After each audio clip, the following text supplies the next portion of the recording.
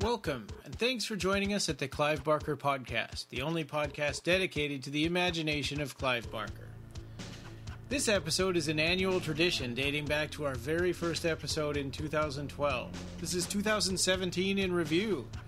Jose, David, and I'm Ryan, we go over our favorite moments, releases, and announcements over the past year, our disappointments, and our hopes for 2018. Also, Markus was going to join us too, but he was feeling under the weather. So, this is 2017 in review, and enjoy.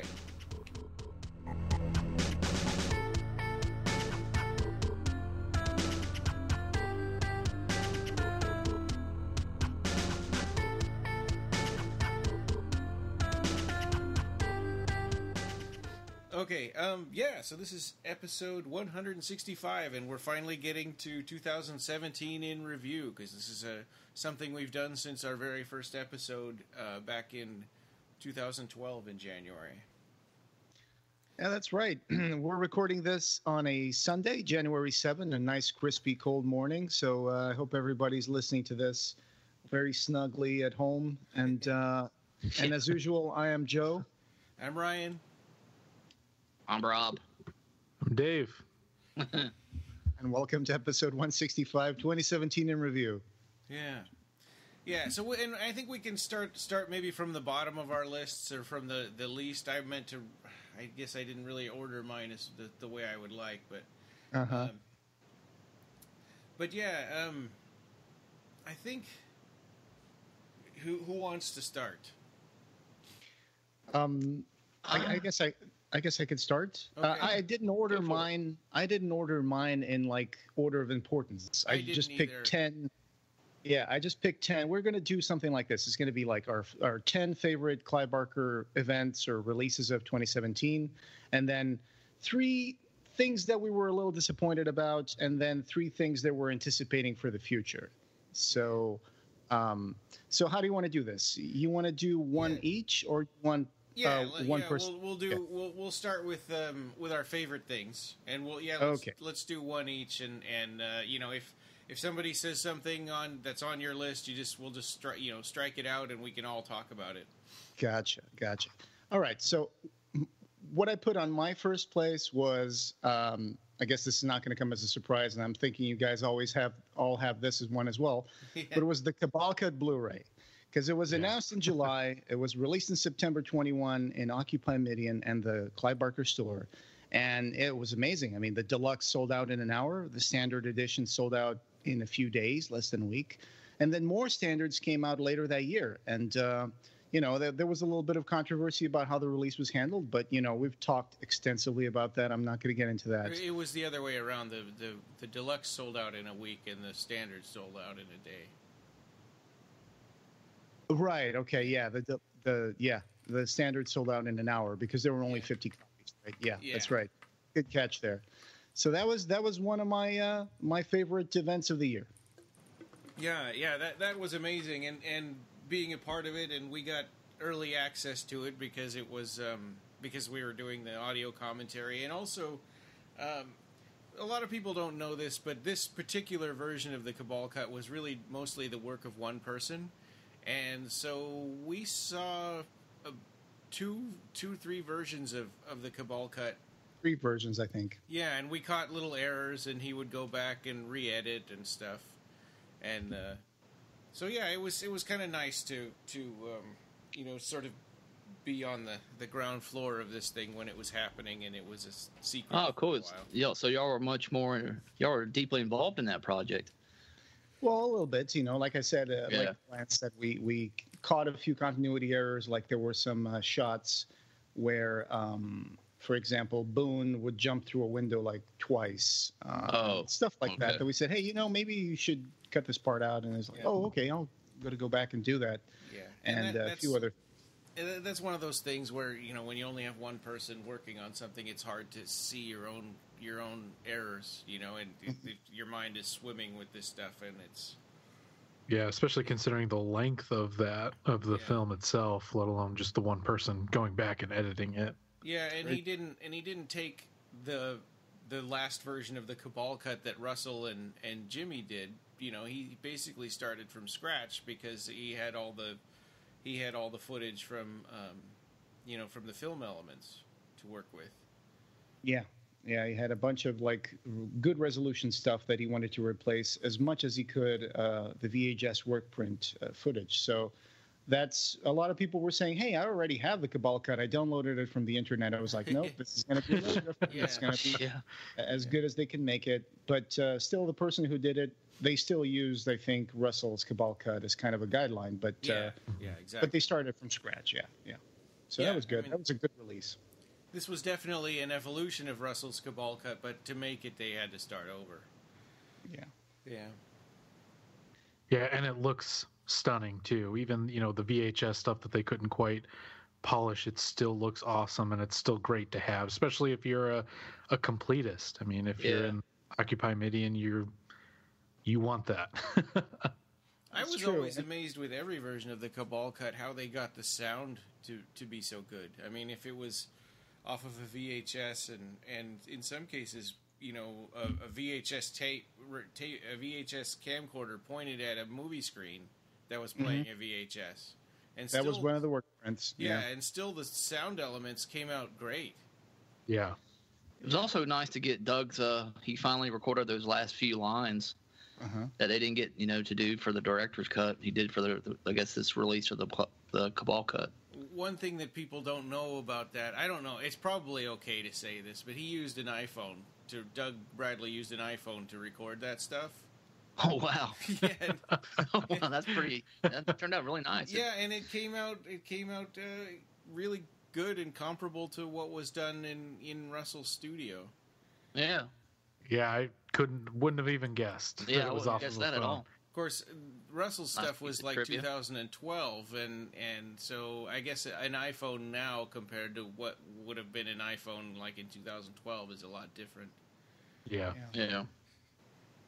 So I'm glad that finally got a release. So and I'm glad that I'm glad that you made an awesome review about it, Rob, for the blog.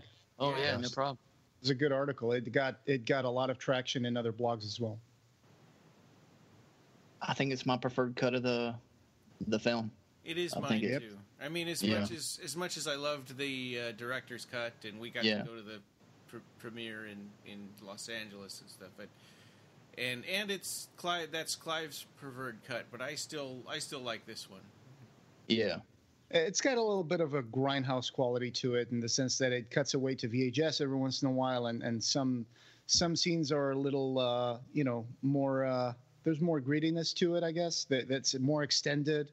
But yeah, I agree. I think I like this one too. And for people that are looking for copies of it, we heard that there may be some copies coming on. Is it going to be Tom Holland's Terror Time, or was he talking about a different friend's website that it was going to be on? I think it was that you mentioned. Yeah. Yeah, Tom Holland's. Yeah. So Tom. Yeah, because that's where they put out those busts too recently, right? Yeah. The Decker and Pinhead, right? Pinhead, yeah. Those look good, yeah. Mm-hmm. So there may be a few copies showing up on there. I think people should watch that site. It's not going to be a lot, so keep watching it and we don't really have a lot of information about that other than just hearing that might happen. So, we're not going to be. We're going to try, but we can't. It's hard to keep up with all this stuff. Yeah, especially when it starts appearing on eBay. Like I just got a message a couple of days ago from another listener, and he was sending me stuff from eBay saying, hey, there's more standard editions being sold on eBay right now, and some of them come with unsigned slipcases. And I'm like, well, I have no control over that. So it's some of those things were given to friends and actors and cast members, and then they instead of offering them to other people, they just decided to sell them on eBay and conventions. So it's like we can't control that. I mean, there were tons of them at Days of the Dead Chicago. So yeah, and Jose and I have one of those. Each have one of those with an unsigned slipcase on it. It's not. It's still not a deluxe edition. It's still a standard. It just has a slipcase on it. Yeah, unsigned, unnumbered. I mean, because it wasn't signed. Yeah. Right, unnumbered. Right. Yeah. So who's going to go next? Yeah. How about Rob? Yeah, sure. Mine for number 2 was the announcement of Paul Kane's Hellraisers. I've been looking forward to that for quite a while. Yeah. When I hear what I want to hear about is Kevin Yeager. I think Kevin Yeager opens up a bit more about his involvement in Hellraiser Bloodline than he's ever done before. So that's one of the reasons I'm really looking forward to that. That'll also be good to see what he says, because we're going to try to talk to him too. So if he says this is the one and only time I'm ever going to talk about Hellraiser Bloodline, then that's going to be like, oh. Yeah, I know. If I'm able to talk to him I was thinking about this the other night. If I'm able to talk to him at the Frightmare weekend, I'd like to just try to ask him positive things before it all went to, I guess, shit on that that's film. a good point, because I think everybody wants to say, wow, what happened? You took your name off of this movie. Yeah, I know. Nobody ever asked, well, what happened? Like, questions about, what did you love about Peter's script? I mean, what were you trying to, Yeah, and ask him stuff about the effects. I'm sure he'd love to talk about that stuff. Yeah. To be fair, he already answered that question, why he took his name off the film. The thing was that when Joe Chappelle was brought in, and then they rewrote sections of the script with Rand Ravitch, and that's what I mean. I'm sure he's Kevin Yeager in an interview. Yeah, Kevin Yeager in an interview said, "Well, I never got to really finish my film, and then when someone else came in and directed other parts, so it wasn't really my film anymore. That's why I took my name off of it." So. Yeah. And the final release only has like 1/3 of the footage he shot, and that's only like, yikes. That's like only 20 minutes of footage. So why would he keep his name on a movie that only has like 20 minutes of footage that he exactly. I mean, why would he do that? Yeah, huge disappointment for everybody. So has it ever been mentioned, like, specific names of the people who made those decisions to cut him out of it? Was it because Clive Barker was a producer too? I doubt that he had anything to do with that. I don't think Clive was, because he was working on Lord of the Illusions at the time, so I don't think that. I think he was executive producer, kind of like in name only. Yeah. Usually when they're executive producer, it's just giving them a little cash so they can put their name on the front billing. And he was he was partly in. He had a partial story credit because he worked out the story with Peter Atkins.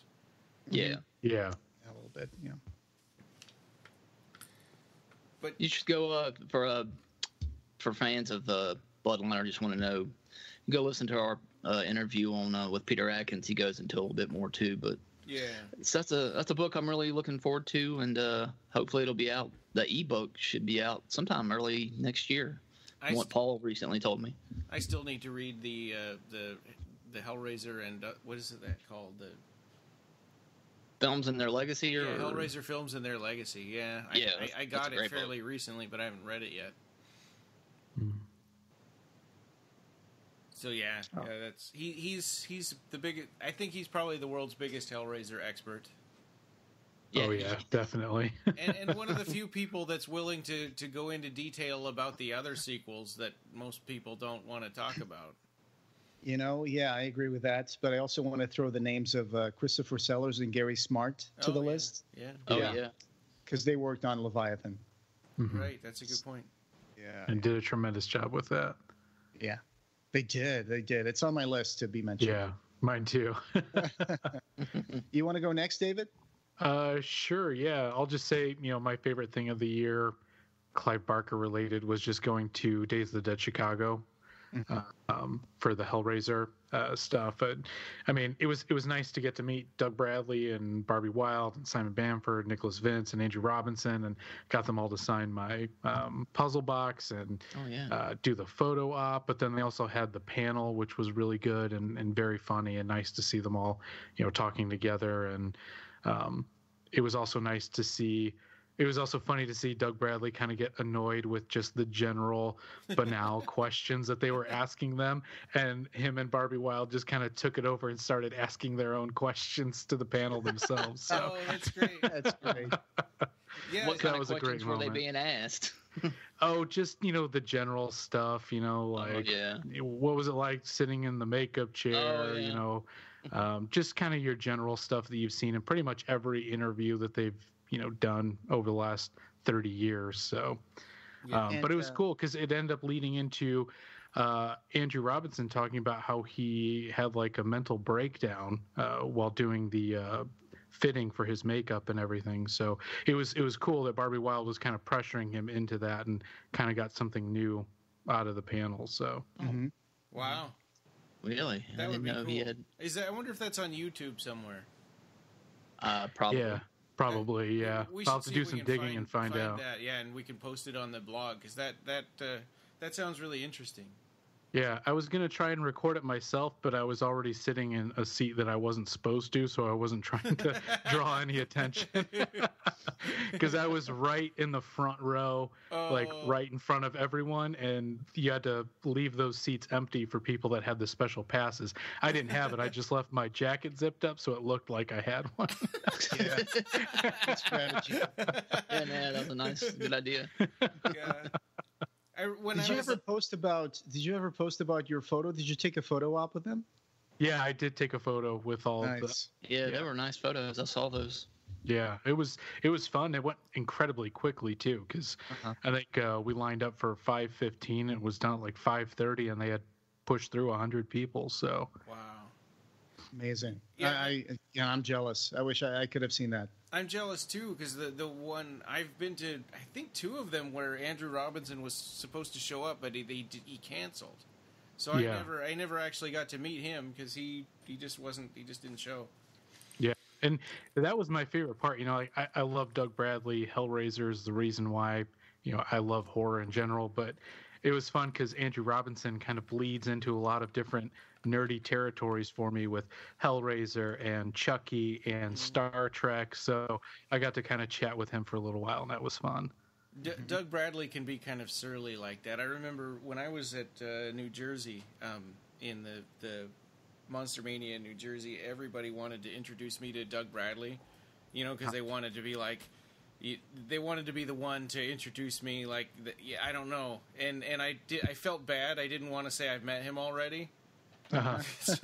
So at the last person that introduced me to him, he was like, I've already met this guy a whole bunch of times. We're running in circles. I'm going to bed. And he like grabbed Stephanie and they went upstairs. This was when we were in the bar after the convention time was over. Yeah, that's funny. All right, Ryan. It's your turn. Okay, so I want to say this was right at the very beginning of the year, I believe, but the Thief of Always Anniversary Edition. That was it was put out by Seraphim Inc., the Clive Barker's company, self-published title, but it's an amazing edition. I mean, we kind of went on and on about it at the time that it came out when we did our episode on it, but I think that's one of my favorite releases, and it shows that Seraphim Inc. can do a really, really good job on something, on one of these self-published releases. Mm-hmm. Did it have new artwork in it? It had previously unreleased artwork, I think. So, okay. Yeah, I mean it's not new, but there were a lot more sketches that didn't make it into the book. Oh, okay. Did you get a chance to get that one, David? No, I hadn't, but it looks quite awesome. Yeah. It was available for pre-order on January 1st of 2017. It was like Ryan said, it was a beautiful in-house produced volume. Mm-hmm. It was designed by, I think, Vicky Barker, wasn't it, Ryan? Oh gosh, yeah, I don't remember. Maybe that's right. I hope I'm not saying something wrong, but that's what I remember. And I made an unboxing review video for it on February 10th. And I remember watching this. Yeah, it was a deluxe package that really added meaning to the word deluxe. I think it was a beautiful celebration of that groundbreaking story by Clive Barker when he decided to break the shackles of horror that he was kind of stuck in and make his first book that was more geared towards children. It was like a fable, right? So. Yeah. And some editors, I think, didn't believe that would work for Clive Barker's name, so he sold the rights for this book for $1 at the time. Well, and he had already tried that with Weave World, because Weave World, the first draft of it was a children's book, and he got rejected by the publishers. Right.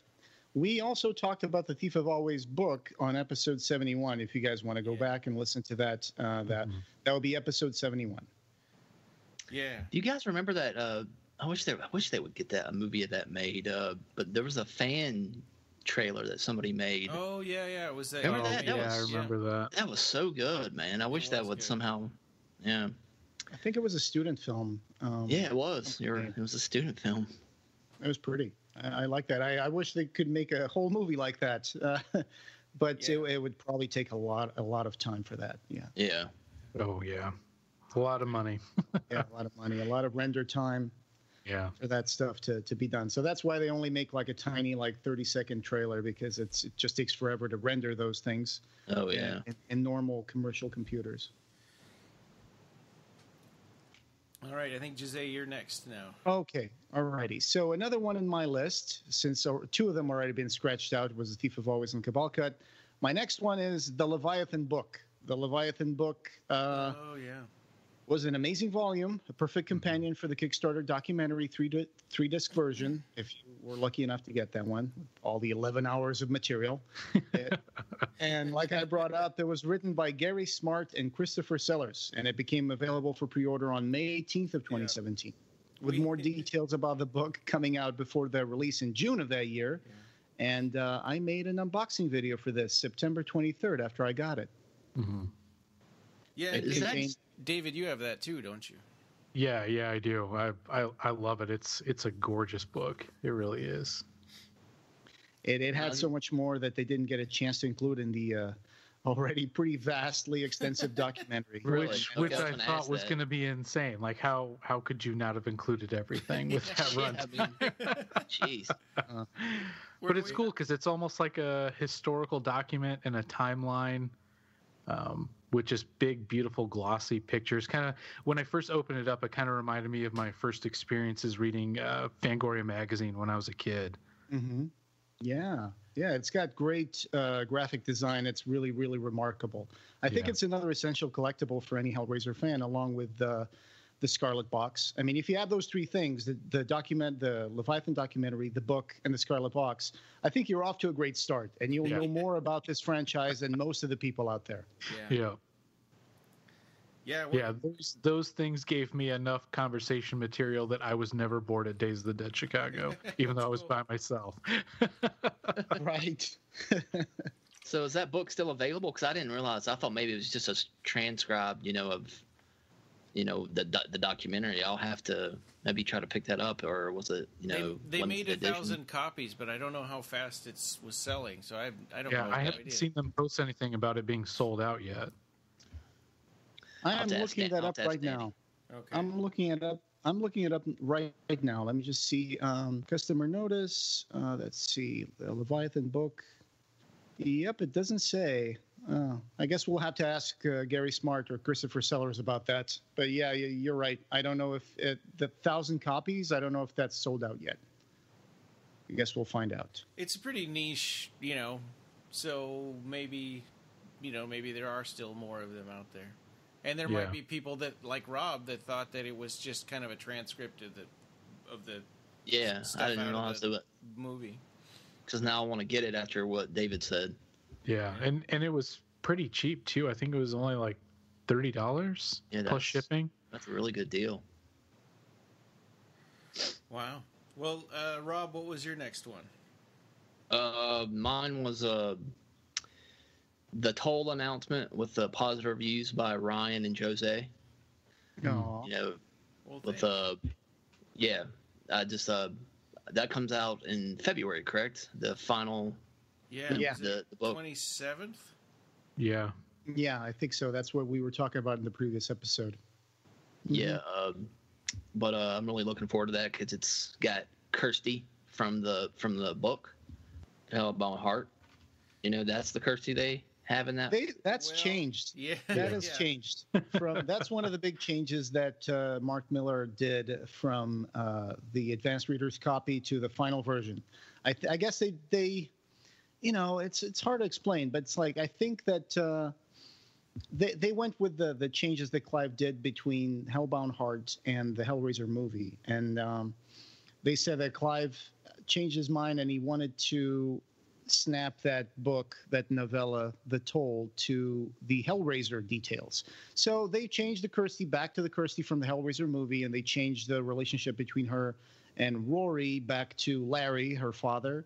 So that's one of the big changes they made to the book that's going to be done for release. So that's the thing I can say right now. Some Hellraiser details that Jose had caught in that I didn't even notice. Like they talked about Julia's hammer. That came back a couple of times, and it's like Julia only had a hammer in the movie. She had a knife in the Hellbound Heart. Yeah. Yeah. And so, I mean, I was just excited reading it, and this was something new and exciting, and I didn't catch those little details. Like I didn't either. So I mean, great attention to detail. Yeah. I guess I don't know. I guess I was just like, I like that Hellraiser, the Hellbound Heart novella so much that I know so many parts of it by heart. Yeah. And it's crazy. It's like I really do have a great deal of respect and admiration for that little novella, as much as I have for the movie. So yeah, that did jump out at me a little bit, and I guess I did tell Mark about it, and he talked to Clive, and I guess they decided to change a few things. So well, and to Mark's credit, I mean, Jose, you were concerned about his reaction to it, but he actually thanked you for your eagle eye. That's true. He actually said that you have an eagle eye. That's true. I was thinking you were going to say, well, I can't do anything about it now because it's already going to be published. But then he actually got back to me and he said, hey, I have a few questions, and can you find any more things that you think could be changed? So that's pretty cool right there. Yeah, that really is. Like that. In all modesty, I just gave him a little bit of feedback, and if he chose to use it, then that's great. And that's what makes it so exciting that I can't wait to read it in February just to see what the difference was. Because I mean, I loved the arc, but I didn't pay as much attention as you did to find those details. So now I can't wait to reread the arc and then read the new version when it comes to print. Absolutely, yeah. With those changes, I think it's going to become a more powerful book, a more interesting book for the fans. And Kirsty is going to make a lot more sense for me, at least, because Kirsty, 29 years later or something, or whatever it was, she would be a middle-aged woman if it was the woman from the book. And it didn't make a lot of sense to me, some of the things that she went through in this book that, it makes more sense to be a younger Kirsty for me. So that's one of the things that, that's right, because the Kirsty in the Hellbound Heart was older. Because she was interested in Rory. Mm-hmm. Yeah, that's true.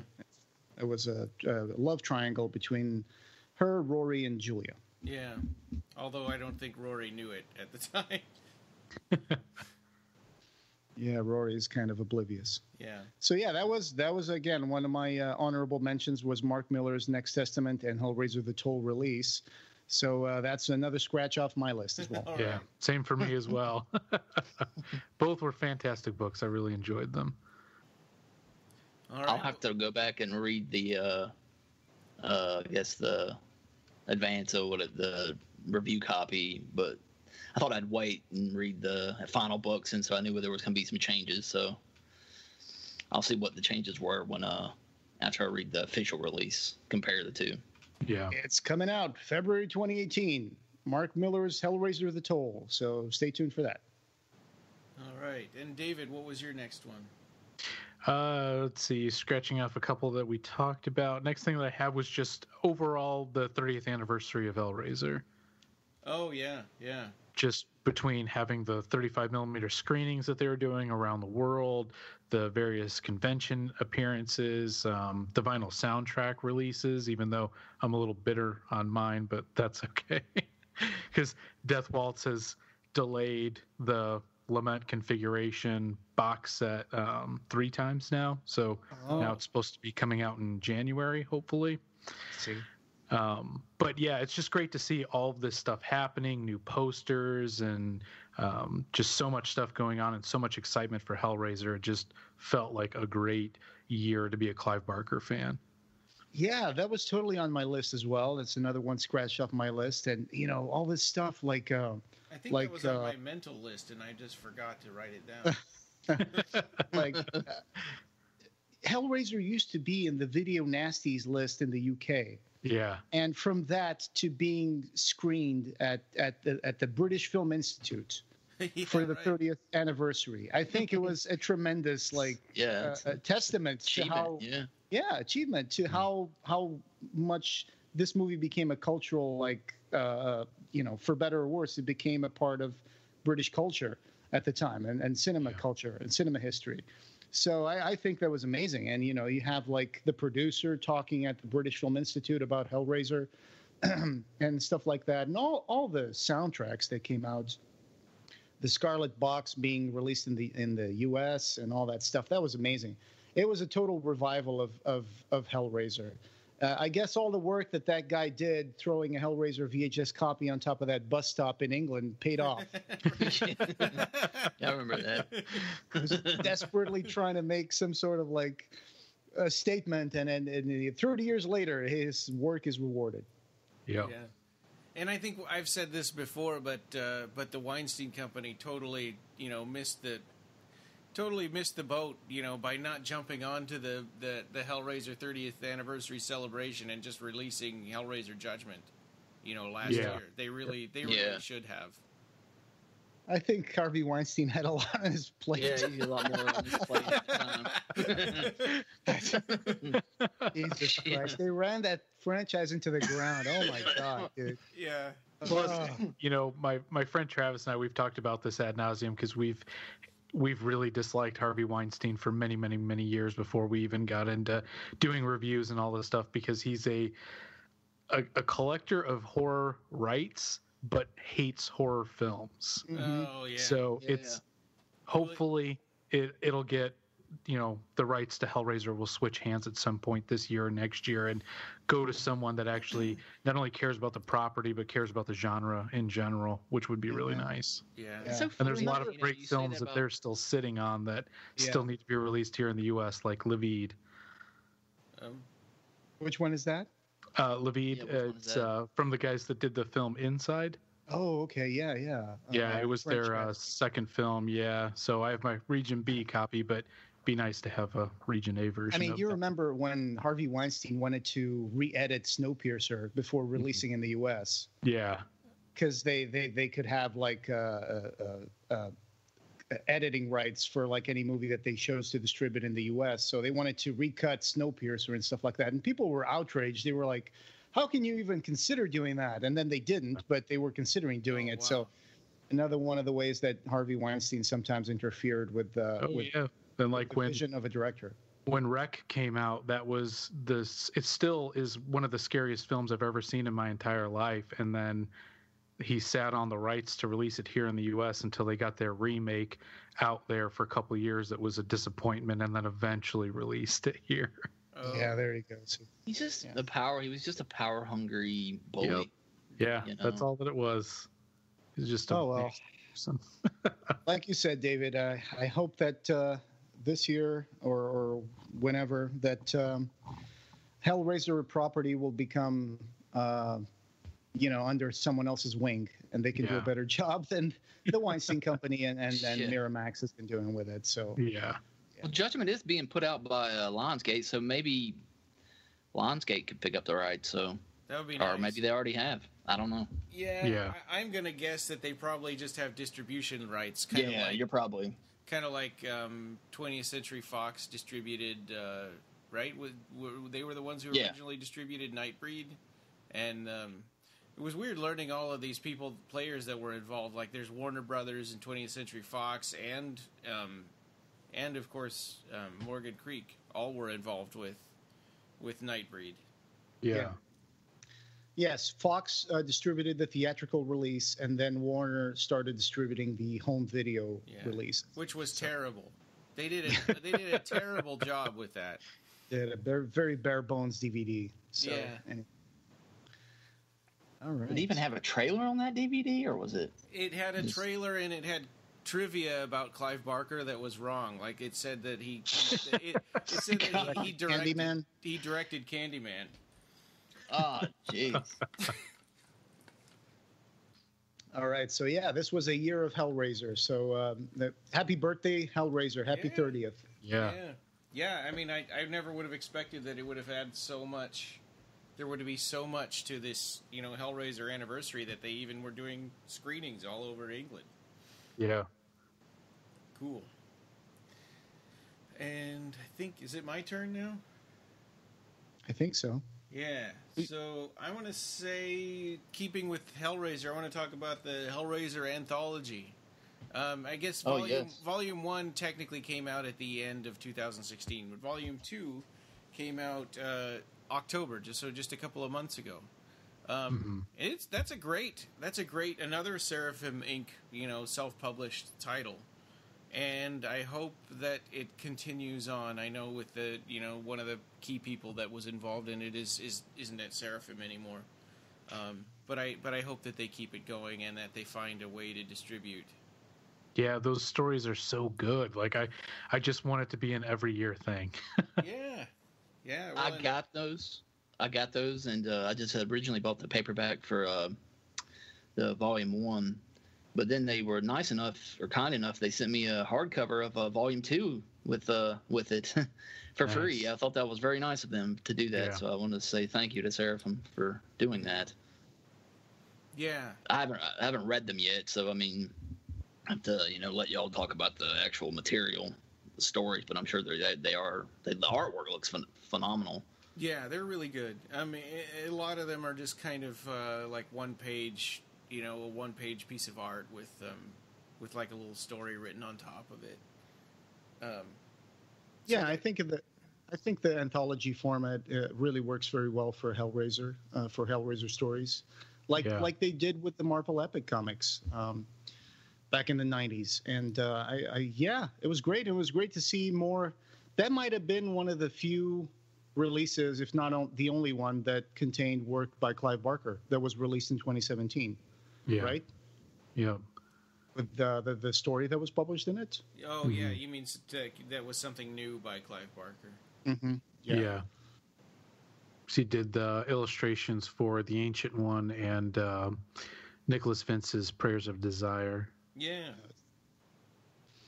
So that was excellent. And it was a return of Pinocchio, which is one of my favorite characters. Right. Oh, yeah, definitely. Little Pinocchio. And these books are kind of what I want them to do with the Hellraiser films. Like, I don't need them to center around Pinhead and the same old Cenobites. I'd love to see this advanced or, expanded universe, explored a bit deeper, but... Yeah, I agree. I think that the strength of Hellraiser is the sort of mysterious world of behind the curtain.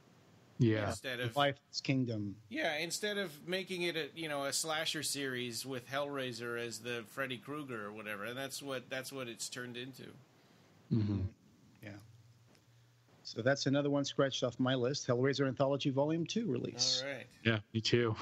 Okay. Yeah. All right, Jose, what's your next one? The new Pinhead design that was unveiled at Monsterpalooza this year. Oh, yeah. Because we announced that everyone would have a great reason to go to Monsterpalooza convention in Pasadena, because there was going to be a new design concept of Pinhead, which was conceived by Clive Barker and implemented by Chris Alex and effects artist Stephen Imhoff Jr., who you may recognize from things like the Aberrat 3 book trailer, I think. Yeah. Where he played Christopher Carrion.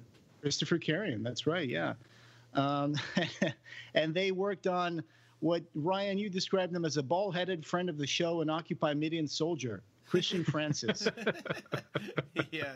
He was the model that they used to apply the makeup on, and they did a lot of a gallery of pictures, and it looked great. I mean, I didn't really see much anything new that they added to the design, really. I mean, it's just a basic, geometric grid applied on it with the pins and stuff and the normal, like, creamy cadaver color.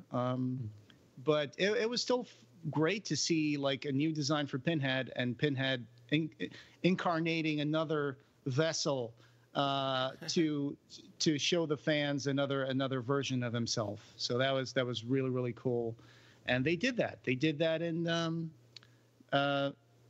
was it April in Monsterpalooza at Pasadena Convention Center. So that's when fans got to see another version of Pinhead. in the flesh. So and part of the reason that they did that was they were, they were trying to gather up, public support for the Clive Barker's his remake script because because they hadn't heard anything from the Weinstein Company for a while, and Hellraiser Judgment, I don't think maybe it had been announced. I don't remember. It had been, yeah. Or no, they wasn't that. I think they were trying. Maybe they were hoping to. They were hoping to do something else with Hellraiser. I can't remember exactly what. But yeah. Yeah, I liked the design. It's a little bit more subtle, almost priestly. Mm-hmm. Less gory because he doesn't have the strips of flesh being peeled away, pulled back. But still looks really good. He has a collar like a priest. Yeah. He totally did, yeah. Some fans that didn't like it that much, they focused more on the outfit, which was, a little unfair because this was more about the makeup design, not so much about the outfit. And to make an entire leather outfit would have been a great undertaking, a very expensive one. But like you said, I like the priestly nature of his garb. And, that at one point, if you think about it, when they were preparing for Hellraiser 3, there were rumors that they were thinking about redesigning Pinhead, giving him more like a Pope robe that would have, like an anti-Pope kind of thing. And maybe even a white robe as a Pope. And I think that would have been really weird. But, hey, who knows? It could have worked. Could have worked out. That's funny that you mentioned the white robes because that's in because Pinhead in the remake script that I read has white robes. Oh, wow. Yeah. He wears white robes.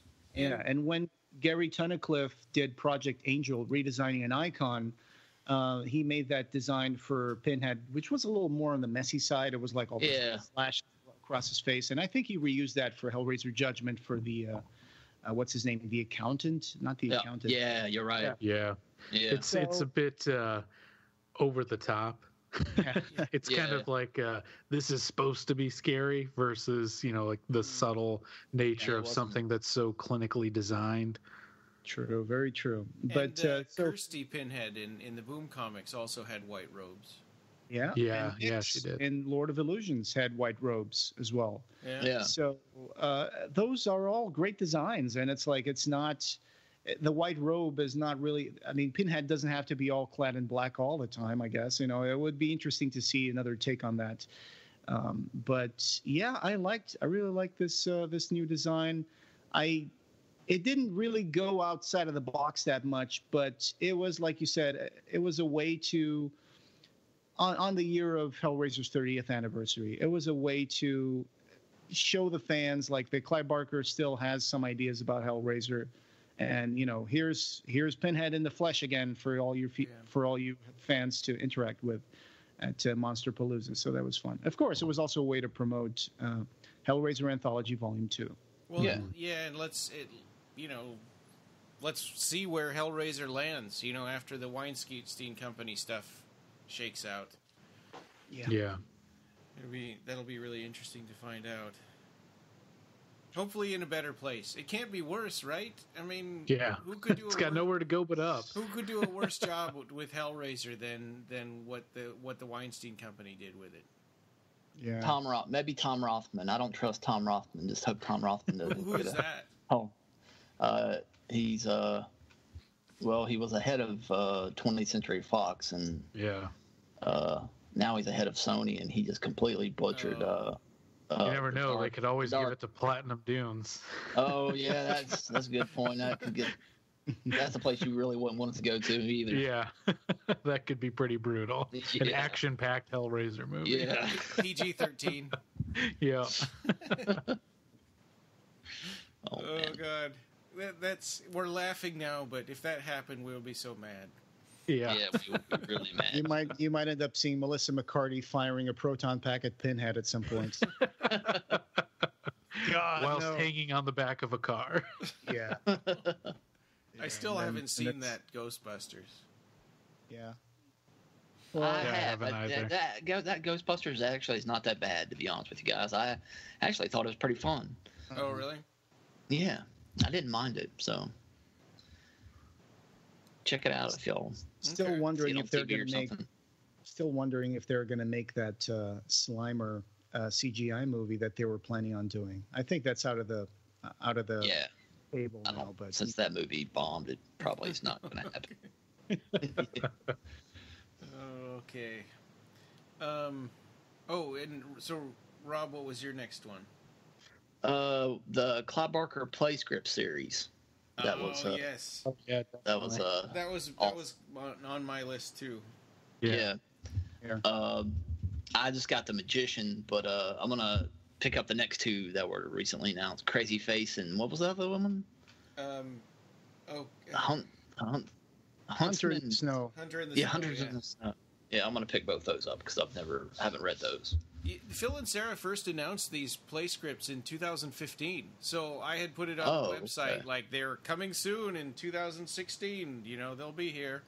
And okay. I thought this was like a new thing that just got. No, I mean it's just been something. Planning stage. I mean we hadn't heard any updates or news until all of a sudden they're here. Oh, okay. Yeah. Even before that, they've been thinking about releasing Clive Barker's play scripts for a while now, for a few years. Oh, okay. It almost seems like they were waiting till they had them all done because now they're kind of cranking them out, right? That's true. Exactly. That's a really good point. And this is a better format. I mean, I really like Forms of Heaven and Incarnations, but this makes sense for people who want to actually make productions of these plays.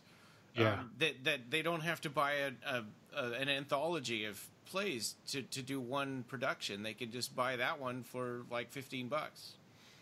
And they don't have to keep doing the same plays over and over again. Yeah. Because how many times has the History of the Devil been done? It's like a bunch of times by now. Yeah. I would venture saying, like, at least I've remembered almost like 7, 8, 9 productions of the History of the Devil. Yeah. And it's still not Frankenstein enough, and I haven't seen it yet. Yeah, me either. Me either. It's a pretty long play. I saw it at the Phoenix Theater. It was amazing. Yeah. That was definitely on my list. So I know I kind of been procrastinating a little bit. I have to buy the first 2, and now I have to pre-order the next 2. I just want to make sure that things stabilize on my end a little bit, find out where I'm going to live in the next month or so before I start ordering this stuff. But that's a good point. But it's cool that it's coming out in paperback form. They don't seem to be limited, right? And they're a lower price, so this is kind of for everyone, right? Very accessible, very refreshing to see something like this come out. Yeah.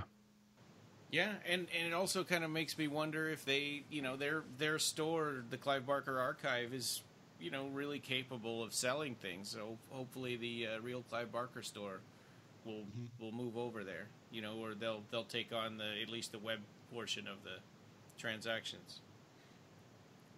Who knows what's going to happen with that, though? Yeah. Stay tuned. Yeah. So, and David, what was your next one?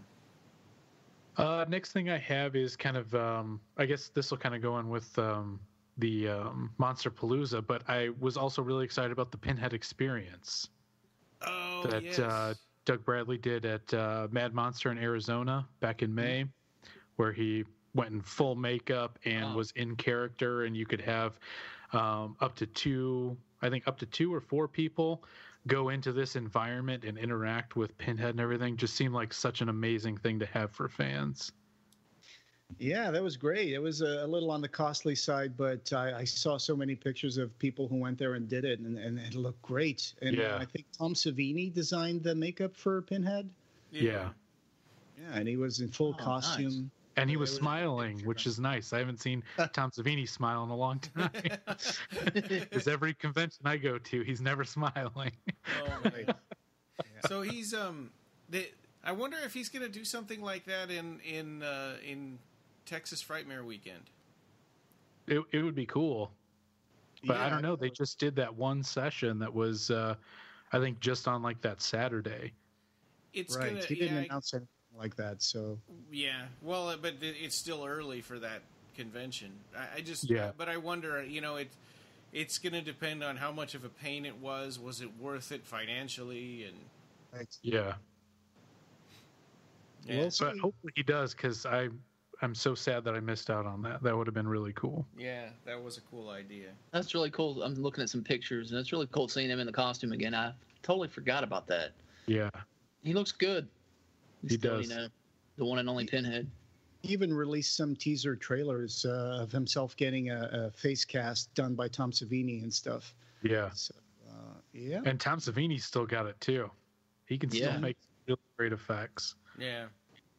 Absolutely. Yeah. I mean, and it would have been, and Jose is right there in Arizona, but man, that's an expensive thing to go through. Yeah, it's quite expensive. Yep. So Doug Bradley announced that in March 25th, I think. That's when he teased the Pinhead experience, when he said, "The cat's out of the bag. We've been keeping this quiet for nearly a year, and it feels great to finally let you all in on it." And then he goes on to talk about, the thing about just taking a picture with Doug Bradley. And then, he was saying that from Doug's perspective, when he's in makeup and costume, then he is in character because he's an actor, he's a professional, that's what he does. So to come up to him and just say, "Hi, how are you?" doesn't really kind of, doesn't roll off of Pinhead's tongue like that. But so he supposedly was in character whenever he met the fans during the Pinhead experience. And there was a little set that was, a little set, like a little torture room, I think. And it seemed like a really fun thing. Yeah. Hopefully not too much in character. Like start pointing at the ceiling and chains come down and smile for the camera. He grabs that curved knife off of his belt. Yeah. Yeah. Anyway, so that was another thing, another cool thing. Yeah. So my next one, I think, is Rawhead Rex in HD. I think this is so cool. It's just it's hilarious and it's neat at the same time. I'm happy about it, and I just can't believe that it's happening. Mm-hmm. I had that one on my list too. I think what's so cool about it too is that it was released on Kino Lorber, which is kind of like Criterion. They typically release, culturally significant culturally significant films. So for them to give Rawhead Rex this, Kino Criterion type treatment is just insane to think of. Yeah, they went all out too, restoration, man. 4K. I mean, wow. They found the guy that played Rawhead, the farmer. Was it a farmer or something like that? Played Rawhead Rex in the suit. That German guy. Yeah, that's pretty cool for them to go out and just really do that for the fans. Yeah. So as a release, I give it like 4 stars, but as a movie, I'm still, gotta. I have it on my shelf to watch. I haven't watched it yet, but I was just really excited about it. But the quality looks beautiful. What I've seen from the 4K trailer, that looks, amazing. I just wish the movie was better. Right. It's funny though what David was saying. Like if you take. Like, I don't know what else Kino Lorber has done, or else I could make a better joke about it. But it'd be interesting to take some high-profile, movie and put that side by side against Rawhead Rex. Like, I think that their release after Rawhead Rex was the Fritz Lang silent film collection. With Metropolis and everything. Like, that's wild. So the special features for this release were a brand new 4K restoration from the original camera negative. They had an audio commentary with George Pavlou, the director, that was moderated by Stephen Thrower, the author of Nightmare USA, The Untold Story of the Exploitation Independence, Murderous Passions, The Delirious Cinema of Jesus Franco, and another book called Beyond Terror, The Films of Lucio Fulci. They had an interview, like Rob said, with actor Heinrich von Bunau, who played Rawhead Rex. They had an interview with actor Ronan Wilmot, who played Declan O'Brien. They had an interview with special effects and crew members Jerry Johnston, who was the special effects supervisor, and Peter Mackenzie Litton, who did the creature effects, and John Schoenrod, who was the mold maker, Rosie Blackmore, who was a makeup artist. They had an interview with cameraman Sean Corcoran. Wow. They had an interview with Stephen R. Bissett, who was co-creator of John Constantine, instructor at the Center for Cartoon Studies. And we talked about him a little bit in the previous episode because he was also one of the editors of the magazine Taboo, where Clive Barker did for the first issue his Droolies that were on Taboo #1. And they had a booklet essay by film historian Kat Ellinger. And I'm wondering, a film historian talking about Rawhead Rex. It seems like overkill. They had to hear George Pavlou's take on what happened and why Clive Barker was sort of locked off the set. Yeah. Well, you can watch it and listen to it, and you let us know. Yeah. They had an animated behind-the-scenes image gallery, and of course, the new poster art slipcase by Sean Phillips. Reversible art on the inside, which is kind of like a thing for these special editions, and 5.1 surround audio, so you can hear like Rawhead's roar in full glorious 5.1 if you have that sort of thing in your living room, and of course the original theatrical trailer. So that was on my list as well. Had Rawhead Rex 4K release and limited theatrical distribution, which was also an interesting thing because I got to see this at the Alamo Drafthouse in Arizona. And Phoenix, and it was fun. It was almost sold out.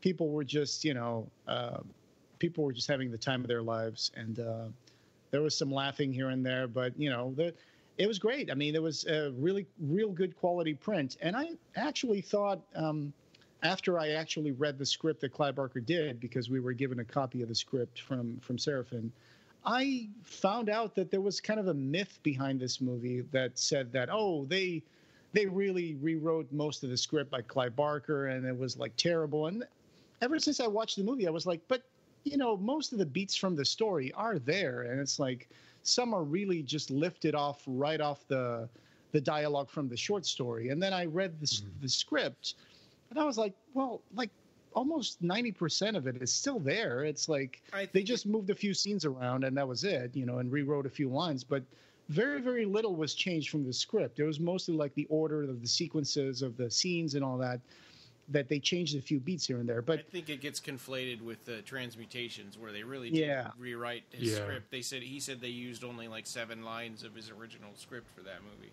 Right. So, in my opinion, for Rawhead Rex, the Clive Barker script was actually like the thing where like the woman is running hand in hand with her boyfriend, and then Rawhead shows up, and then she keeps running, holding hands with like this disembodied hand. Yeah. And that was actually on the script. Sorry, Clive, you wrote that. But I think one of the things that happened there was just really one of the movie's biggest shortcomings is really the budget and the costume. Costume, the direction. Just how, the direction. The cinematography. I'd say, the direction, how that stuff was just pulled off, Yeah. I mean, how it was great. So, Rawhead Rex came out on DVD and Blu-ray on October 17th. So, pre-orders were up on Kino Lorber's official site back in August, I think. And, it was a great moment of 2017.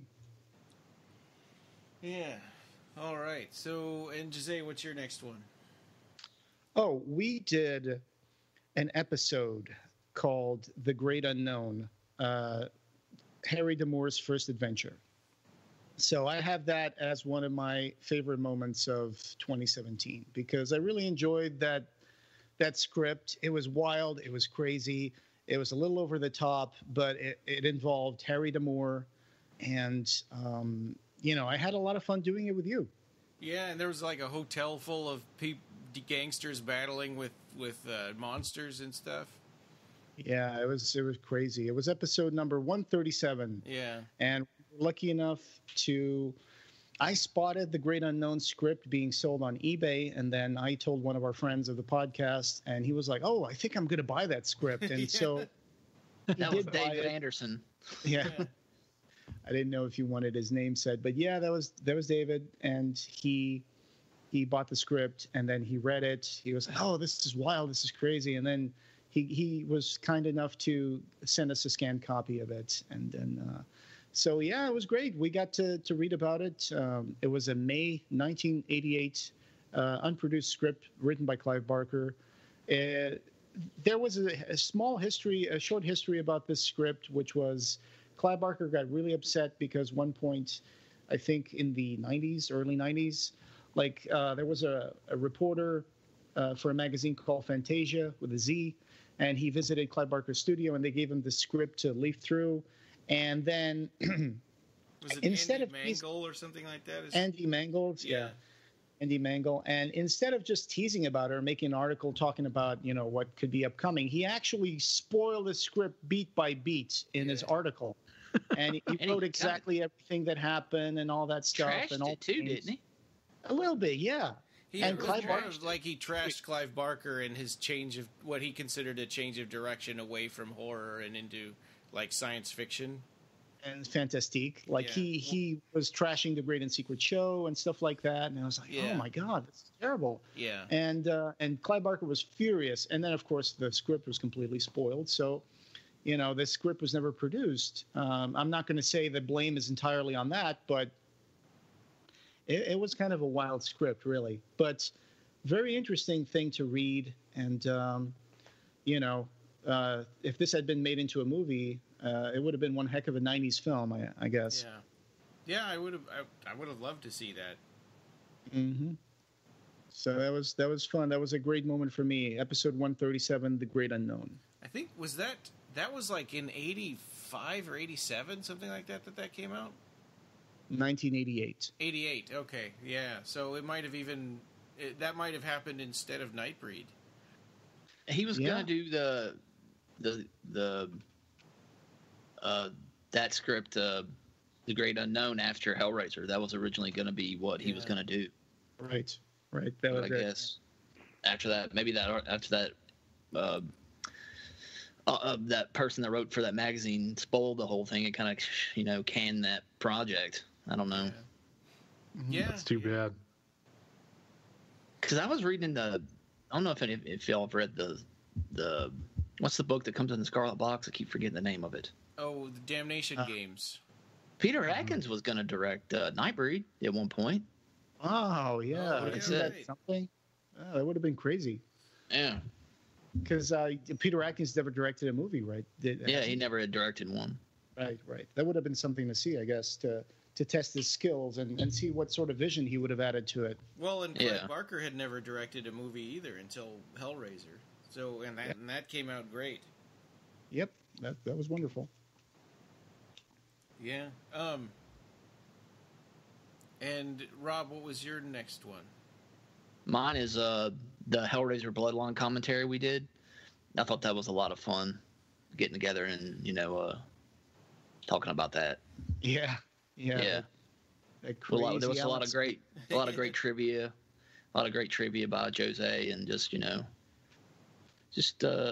I was just listening to it a couple weeks ago. It just flowed really nicely, and it was just I love doing these commentaries with y'all. They're really fun.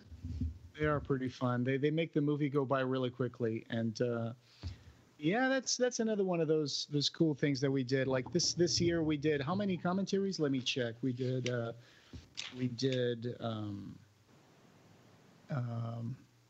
Haeckel's Tale. We did Valerie on the Stairs. We did the Hellraiser Bloodline commentary, the Gods and Monsters audio commentary. Yeah. And we did... Which was another great one. Yeah. We talked about the Nightbreed Cabal commentary that just came out after Christmas. Oh, yeah. Mm-hmm. Yeah. So we did 1, 2, 3, 4... We did like 5 audio commentaries this year. That was fun. Wow. And looking forward to making the Barn of the Blood Llama audio commentary. We still need I need to order that. Yeah, we need to order a copy of that. Send the guy like a money order, and it's going to be wild. It's going to be a Hicksploitation film that somehow got Clive Barker in the first few seconds of the intro. Yeah, so it's relevant. But we're going to do what I'm looking forward to is Sleepwalkers commentary. Mm-hmm. I got my copy. Yeah. I got mine too. I actually ordered it from Barnes and Noble. Did you? Yeah, somebody sent me a Barnes and Noble gift certificate, so it was only like $20 on there. That wasn't too bad. If you go to their store, all their Blu-rays are $40. I know, man, that's ridiculous. Yeah, I don't know how they make any money doing that. But they do have a great Criterion sale every year. Yeah, they do. They really do. It's funny. I was talking on a forum the other day, and I was talking about, hey, the Criterion, they're $40. And someone said, only idiots buy full price for Criterion. It's like, you have to wait for the sale every year. And I was like, yeah, I guess that's one way to go about it. Yeah, it's every November from the beginning of the month to the end of the month. And then really? Criterion does one themselves, usually in spring or summer. Huh. And that's the one I like to do because, if you order from Criterion, you get points, and then you get enough points and you get a gift card. So that's what I always try to get from them. Oh, I didn't know that. I'll have to start doing that. I recently got the John Cocteau's Orpheus. I should be getting that today in the mail, and I got David Cronenberg's Naked Lunch. Oh, yeah. That's a great one. That's a great transfer, too. Yeah. So everything has been covered except one. Okay. And this one is just a minor one. It's the Hellraiser Steelbook that Arrow put out. Oh, yeah. Were you able to get a copy of that? Nice. Yeah. We haven't talked about it much because I think it's overshadowed by the Scarlet box. Yeah, and for some reason that's still available. So I'm assuming that's not limited in the U.S., but... Yeah, I guess not. Yeah. Yeah. But I was hoping that they were going to, after the Scarlet Box sold out in the UK, they then released all 3 films separately, and it had like this cool like pop art color covers for them. Mm-hmm. So I was hoping to get those individual ones. I thought they were going to be released here in the US, but evidently not. But they did release that Steelbook, which is really cool because I'm a huge collector when it comes to those, and then anything Hellraiser. So, I mean, I have an office full of hundreds of DVDs and Blu-rays and all that stuff, but I have 2 dedicated shelves to all my Hellraiser stuff. So it's just nice to be able to add another version of it to the pile there. And that artwork is just fantastic. Yeah. It's like it's like Pinhead's head, and all the chains kind of go on through to the back of the case or something like that. How does it work? Yeah, it's almost like they're coming out of the back of his head, and then it kind of wraps around the back of the Steelbook case. Yeah, I really like that. That was another one of those great 30th anniversary releases where it was the Steelbook, it was a poster, a Mondo poster, right? Yep, and it was also the cover of a release for the soundtrack. Yep, yeah, because they had 3 different versions of the soundtrack, because Death Waltz did that single LP that has that Mondo cover, and then they also did the Lament configuration box set of all of it on 7-inch records. Yeah. And then they had the Lakeshore, which was the standard remastered version. So yeah, that was great. 3 different ways to get the soundtrack this year. And don't forget the old-timey, like, what's the name of that group? Coil. The Coil one. That I'm hoping one day they'll do a remaster of that and put it out. They had one 2 years ago, I want to say. Some vinyl I wanted to get, but now it's really expensive. Yeah, I missed out on that one. I have to look it up. Who released it? Do you know? I think it was self-released. Okay, I'll look it up. They did it was pretty limited, but yeah, it was really cool. Wonderful.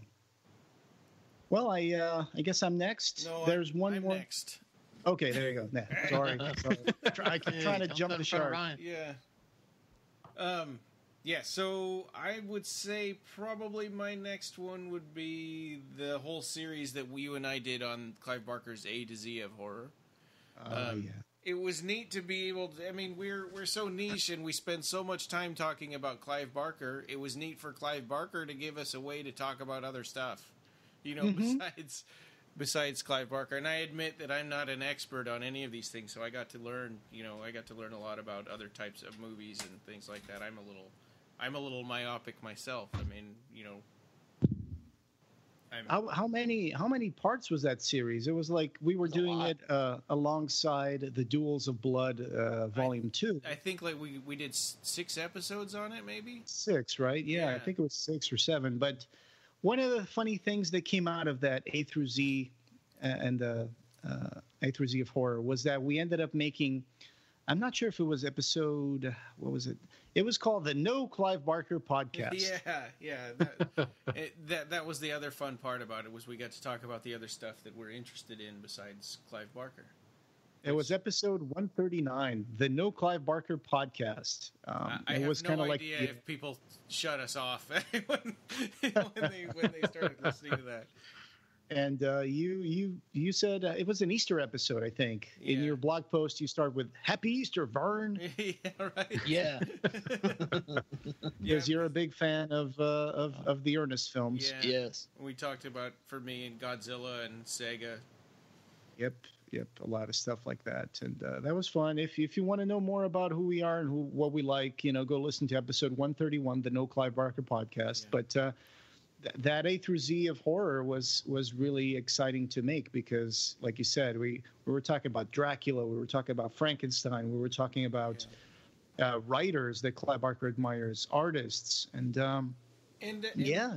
we really dove deep into it. I think originally when we had promised to do that for the fundraiser, we were thinking it'd be one episode about the book and the TV series. But then when we started when we really looked at it, it seemed like that wouldn't work as well, and we broke it down into letters, and I like that. Letters per episode. Yeah. And we actually watched some of the movies. Like it was a great way for me to revisit Rosemary's Baby, which was a really entertaining movie for me to revisit. And David, you were there for that episode. Yep. Yeah. Rosemary's Baby is one of my all-time favorites too, so it was fun to talk about. Yeah. So did one where you talked about the Crow too, and I think I'll listen to that part of the episode. The Crow actually, I think, is in two different letters. Depending on if you're watching the TV series or if you're reading the book, it's like it's on Z is for zombie, and it's also for like N is for never again, or something like that. Nevermore. Nevermore. And another thing is we still want to bring Stephen Jones to our podcast and maybe interview him in the future. So that's going to be one of the interviews we're going to push for this year. Or it's like Y is for year zero. I forget.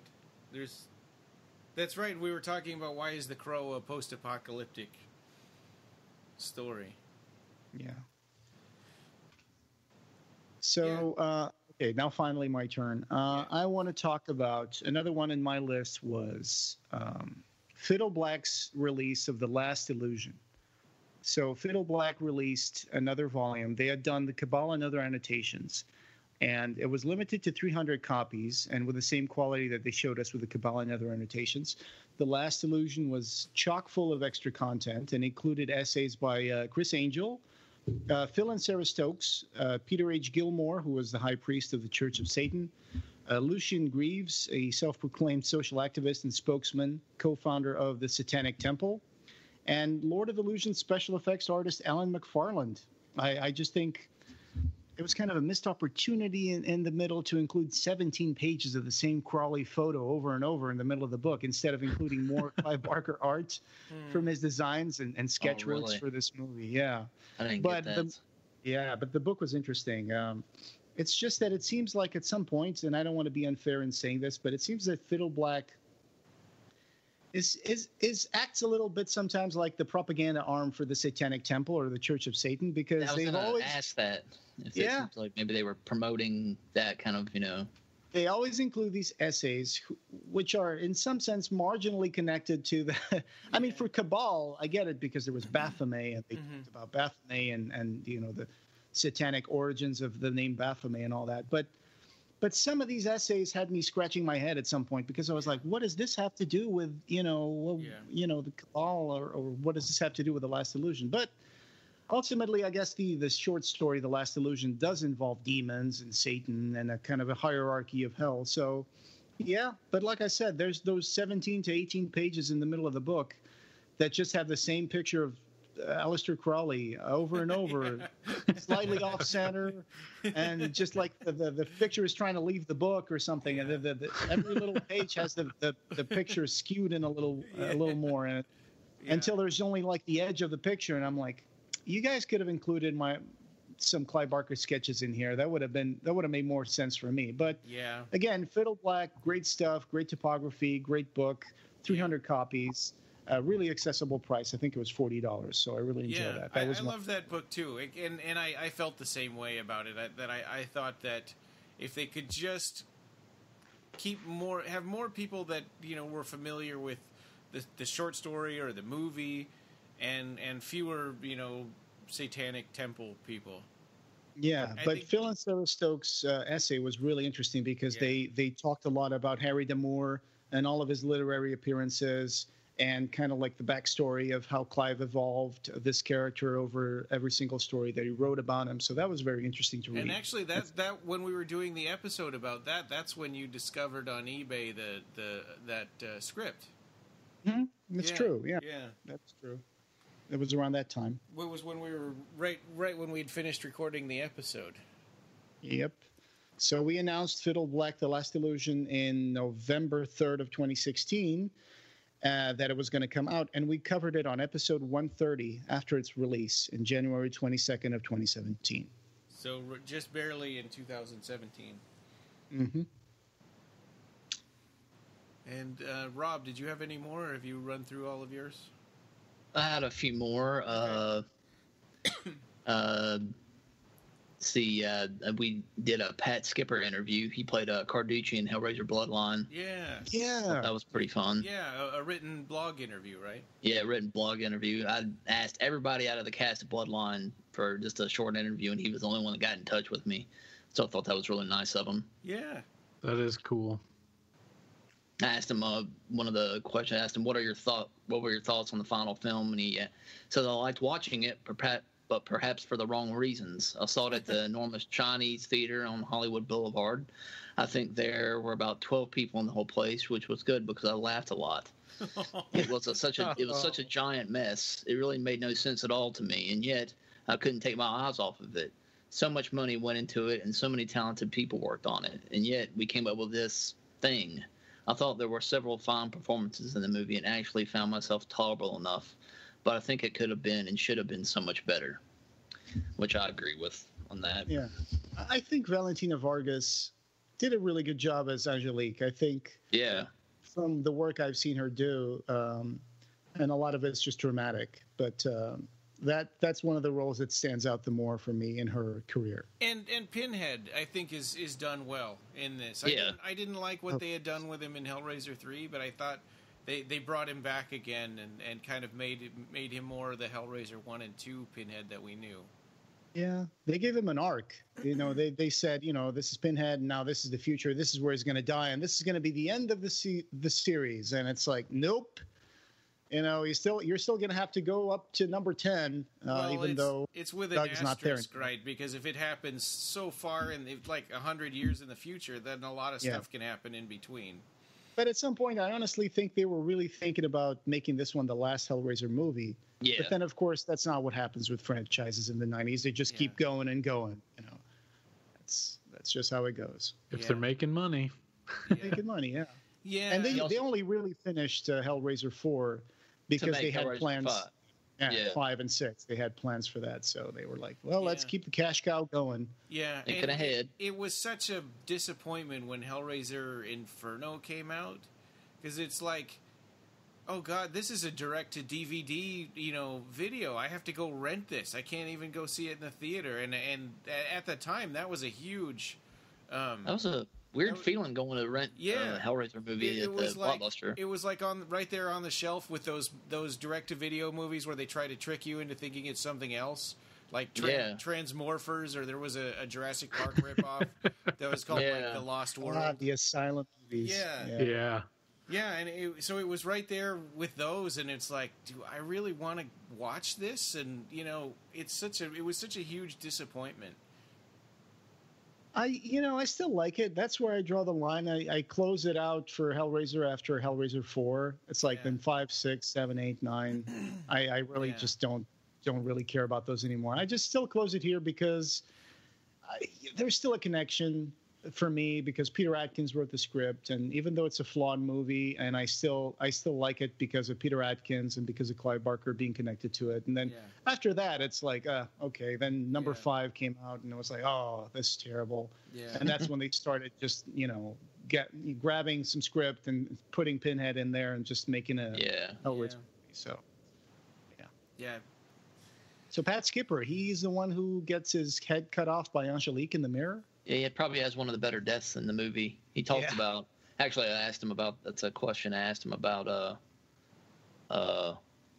He said he was how they did the process of his death. They covered him in that dental slime and made a mold of my torso.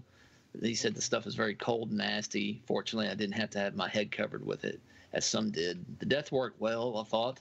Really gross and kind of funny, in my opinion. So, yes, I think he had probably one of the best deaths in the movie. It was pretty interesting. Mm-hmm. Yeah. There's a lot of interesting deaths in the movie, you know, even if the film feels kind of like the Cenobites or slashers, at least they came up with some interesting deaths for them, ways to die. Angelique had two twins. Power where she could just go into a mirror and attract someone and say, "Hey, I'm on the other side of the mirror. Come help me." I like how the two twins came together and kind of crushed that guy. Oh, yeah. That was pretty cool. Yeah. But that was one of my... And David, have you run out of them, or do you have any more? That was all of mine. Okay. Well, I've got a couple of more I can talk about. Let's see. I've got interviewing Paul T. Taylor. You know, I was a little nervous about this because, you know, we've been sort of critical about this movie. We don't know anything about it. But I think Paul T. Taylor sort of single-handedly created optimism for this movie that otherwise we're just assuming was going to be like Hellraiser Revelations. Yeah.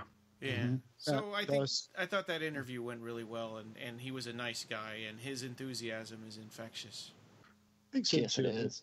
He was being a little modest about his career at some point, and I asked him about one play that he was doing for children that he played like this kind of like grasshopper kind of character, and I think he was I don't want to say embarrassed, but I think he was just trying to explain himself. Well, you know, you do what you can, you know, when you're an actor and you have to get, you know, you work for rate, and you know, you get some parts appointed to you by the.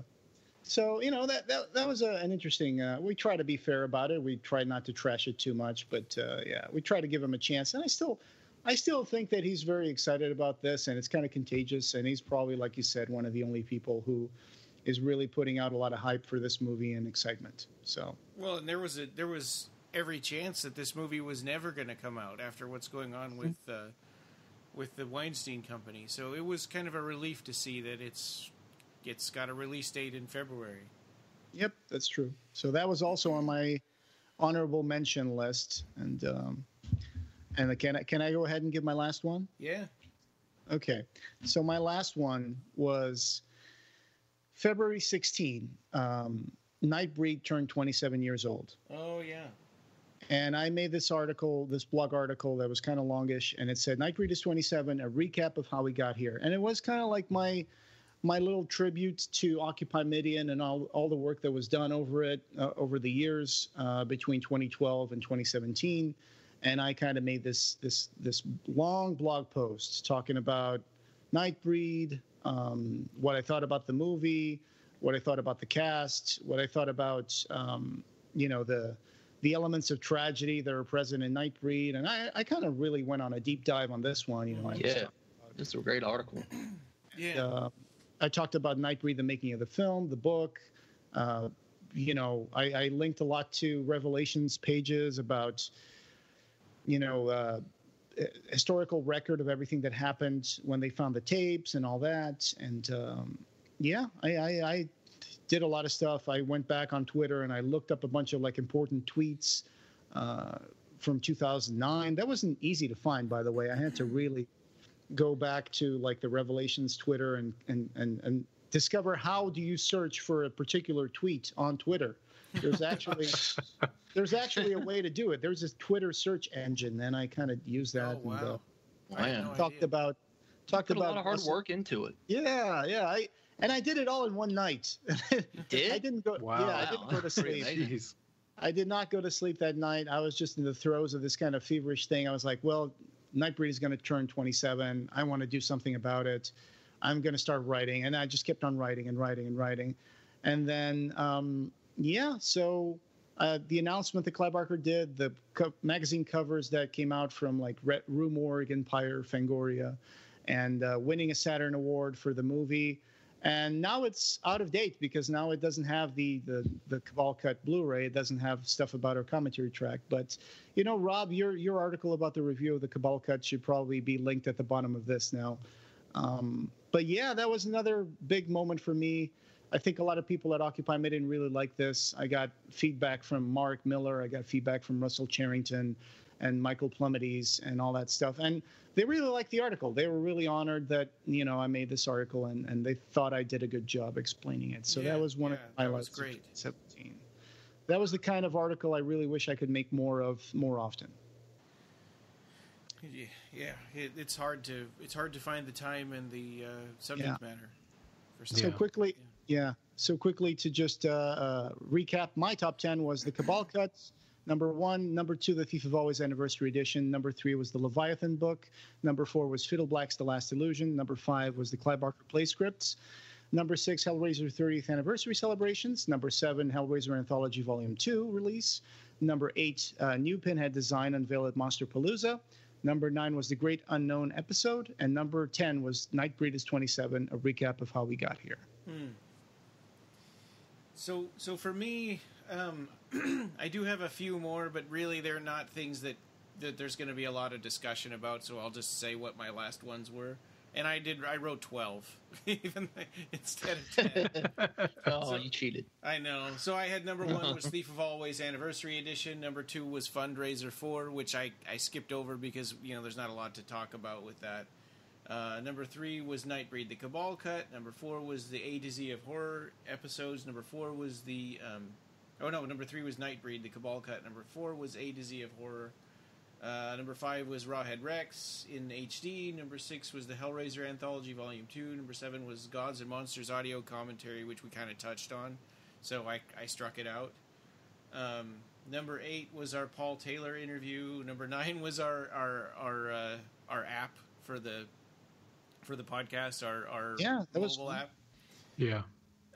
And number 10, the Tonight Again audiobook, which we didn't really talk about that much, but it was neat to be, to get to hear it first, and let them know about errors and stuff. Feedback, yeah. Yeah, and I don't know if anyone, how much that's downloaded. It's kind of even the print book is a little bit obscure, so I don't know if, how much they've sold of the audiobook, but it's really good. Number 11 was that we reached 1,000 posts on the blog, which I thought was kind of cool. Big landmark, yes. You made a very interesting blog about why you got the podcast started and your vision for the whole show. Yeah. So I thought, it's interesting looking back where we started, and it was originally on iWeb. Apple's blogging tool, which was like a web interface that you type stuff and it automatically gets hosted on Apple, and everything that every media file that you attach to a post automatically becomes a podcast episode. So then like only 6 months after we started, Apple said, "Yeah, we're not doing that anymore. We're discontinuing that." I'm like, "Oh my God, I have to learn how to do podcasts now." But yeah. I guess then that'll lead us into disappointments. And Jose, do you want to go first with that? What were disappointments for 2017? I'm not going to talk too much about them just because they're disappointments, and it's like I want to focus more on the future, not so much on disappointments. But okay, so. And I don't want to talk too much about this, but the reaction of some people to the release of the Cabal Cut Blu-ray was a little disappointing. Yeah, and I don't want to say I don't understand where some people were coming from, but again, it's like, guys, this was like done by it was a trial thing. Okay, it was a first Blu-ray release by Seraphin, and they were just trying to do the best job they could. And if you guys just focus on trying to see the positives of it instead of just the negatives. And, we ended up making a blog post that was called, "We Hope This Annoys the Resellers." That was part of the press release that the store did when they decided to sell more of the standard editions, because they had made 1,000 copies of it and they were allowed to sell 250. And so they made those 200 deluxe plus 50 standard, and then they ended up selling 150 more standard editions, I think, and a couple more stragglers here and there on conventions and stuff. But some people were more focused on the number and the limited nature of it than actually just wanting that movie to be put out there, which I think that was the most important element of this release, was to have people be able to get a copy of it. And there were conspiracy theories that they had planned on selling 1,000 copies all along, and they only did a limited release so that they could sell the deluxe editions first, or that they which is ridiculous, because there were only 200 copies of the deluxe edition, and those were going to sell no matter what. Mm-hmm. You know, it's not like they weren't going to sell.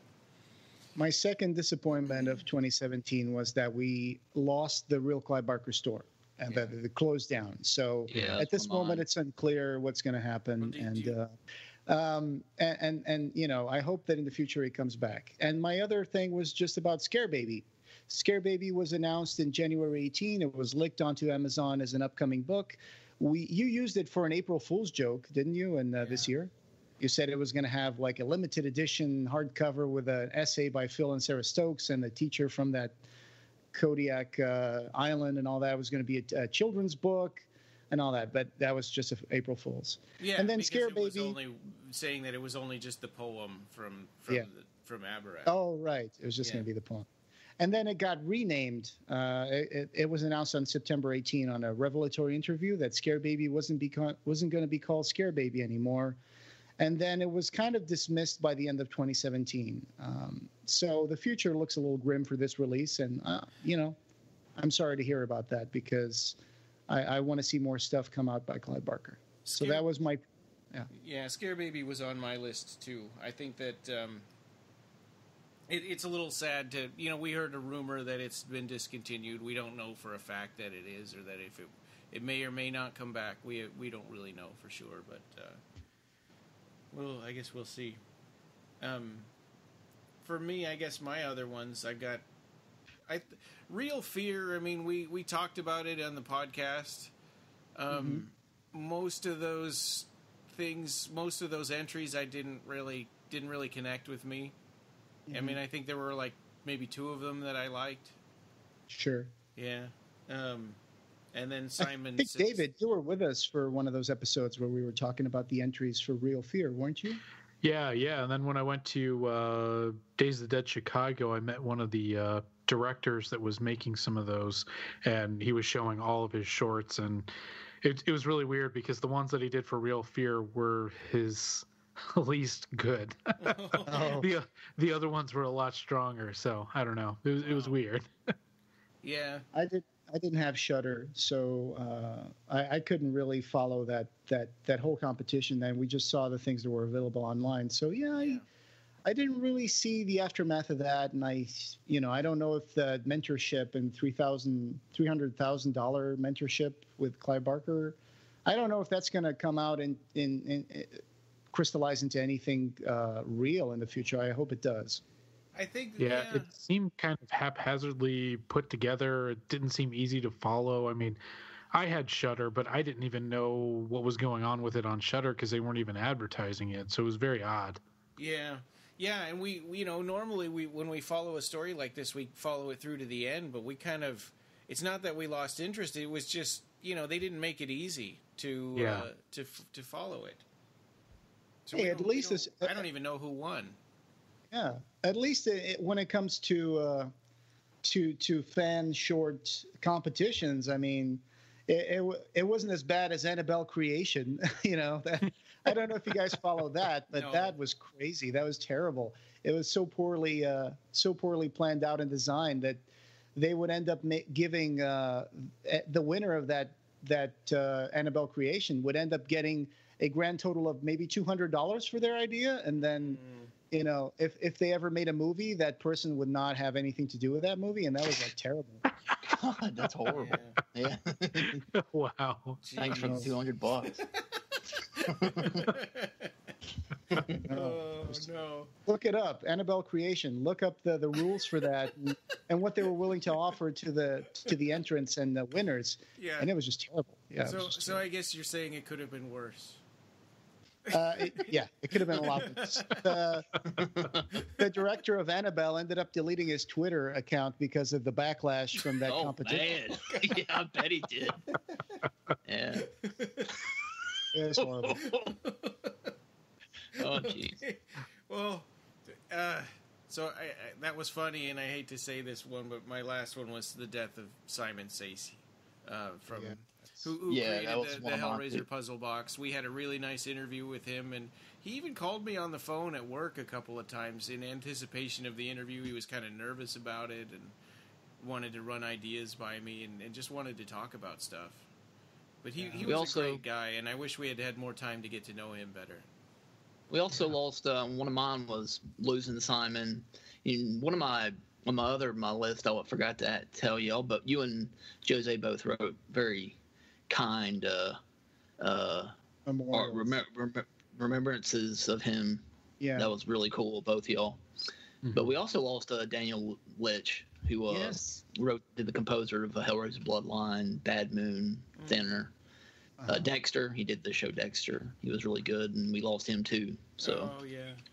That was sad. I remember hearing about that. I think I remember posting on Facebook about it. Yeah, that's sad. Whenever like an artist passes away, at least the thing about being an artist and passing away is that your legacy continues. Is your art. Yeah, and it will continue entertaining many more audience members in the future. So that's always that's a beautiful thing to think. So, and Rob, did you have any other disappointments?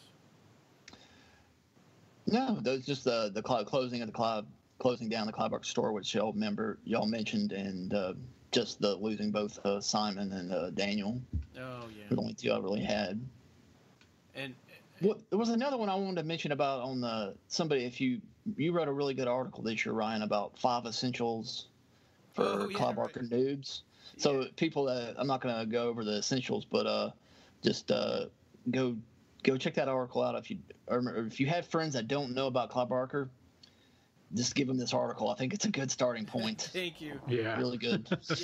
That came out of frustration that it's like you start to forget that among this fan community, there's all these people that are sort of artificially online. We know all these people that are really into Clive Barker and stuff, and then you get back to your real life, and it's like all these people. If you tried to explain what the podcast or what we're doing, it's like, what the hell are you talking about? That happened to when I was doing my presentation for my one of my creative writing classes. We had to do a presentation on our writer, and I did mine on Clive, and nobody knew who he was. They were kind of weirded out by it all, really, to be honest. And then I was like, some of the other students, I wish I could have sent this article at the time, but they, there were some people that were interested, afterwards. And I think this would be a great article for anybody that's interested in Clive Barker. So I think you did a really good job, Ryan. Well, thanks. Yeah, was it 94? I think I did oops, I think I just bumped the microphone. In 94, I did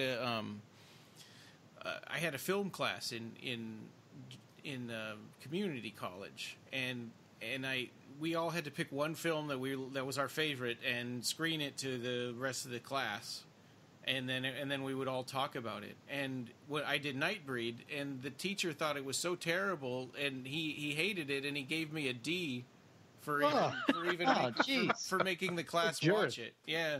Oh, that's a jerk. Yeah, what an asshole! Wow. Man. I know. He's like that's on a whole nother level. Yeah.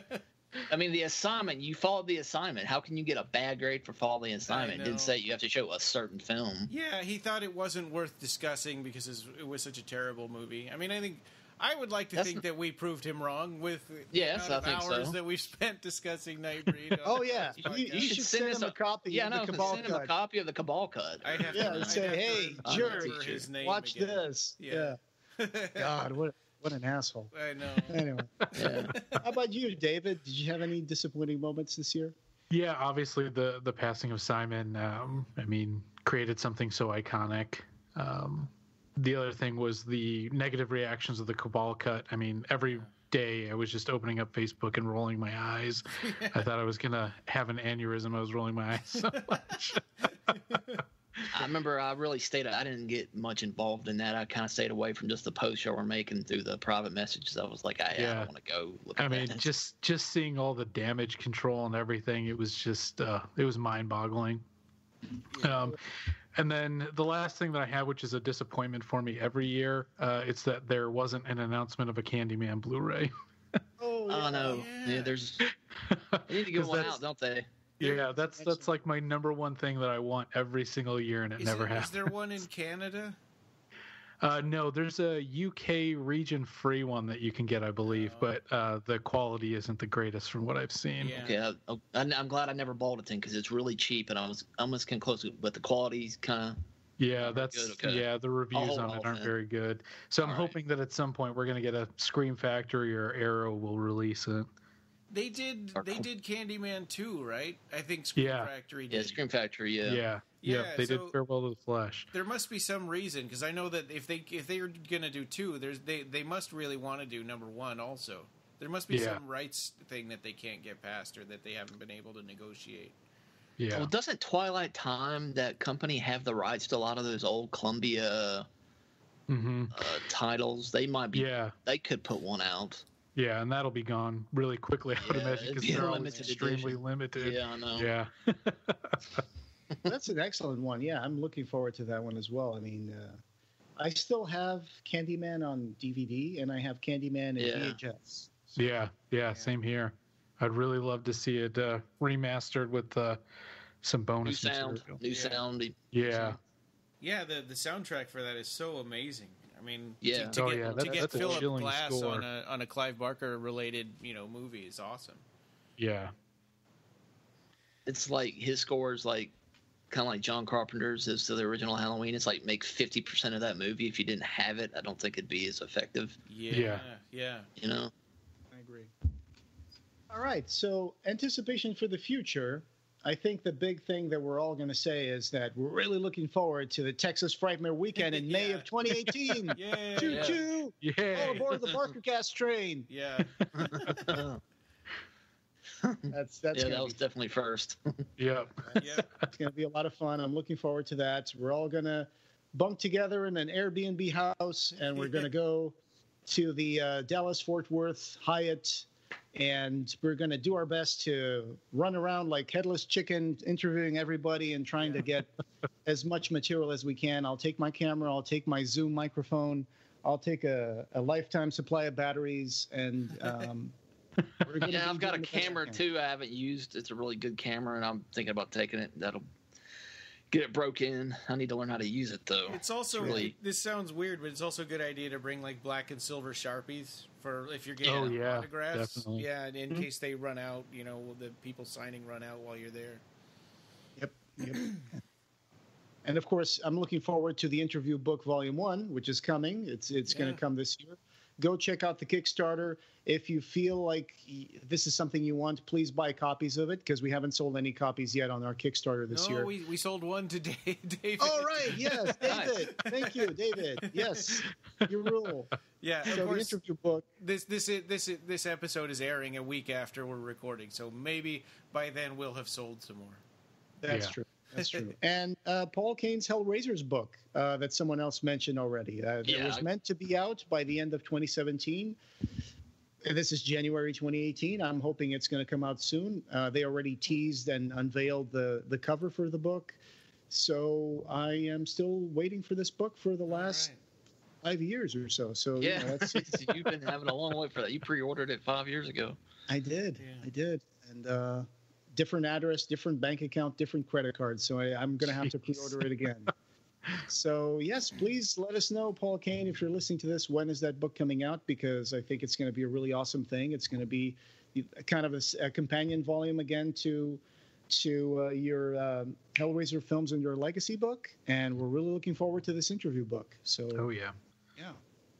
All right. And Rob, did you have any anticipation, things that you're anticipating for the future? Well, I have a great feeling about this. Mine is Hellraiser Judgment. I know it's got a lot of negative things going against it, but for some reason, for what it'll be, I think it'll be fun. And really looking forward to that. So I guess next month we'll find out. Yeah, I've been feeling that too, and I pre-ordered. I pre-ordered my Blu-ray. Me too. I keep thinking that if it's just an original idea and it has decent special effects, that would be enough to, the bar is so low for Hellraiser movies right now. I think that if it's just an original idea and it does some cool stuff, that'll be enough to want to talk about it in a positive way and maybe into a new direction. Yeah. We have to ask James Cameron to raise the bar. That was a South Park reference. And anyway, yeah, it's just never mind that. But yeah, I don't have any. My expectations are not that big, but I'll watch it. I'll give it a chance. But yeah. We'll see if it's not another bait and switch saying that it's going to come out in February and then saying, "Oh no, it's been delayed." So now that it's on Amazon, I think there's a good chance it's really coming out. So let's see. Yeah. Let's get a trailer and some cover art already. Yeah, I know. Why don't they have a cover art? Yeah, I was going to tell people if you go to Gary J. Tunnicliffe's official site, he has a small little production diary that he did. I made a post of it on the blog. Go check it out. It's pretty cool. It talks a bit about the characters, the inspirations for the characters, and how David was talking about how not having Pinhead be the sole focus of the story. I don't think Pinhead's the sole focus of this movie, so that could be something interesting to look forward to. It's going to have a lot of different characters, expand the mythology of Hellraiser in a kind of non-canonic way, because it's like, this is, I don't know, it's kind of its own thing, I think. But with the accountant and the seamstresses and all those characters from Hell that he wants to add to this out of nowhere, because we've never seen anything like this before in any of the Hellraiser comics or Hellraiser books or Hellraiser movies.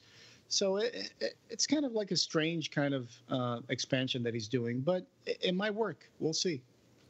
Yeah. How about you, David? Any anticipation for the future?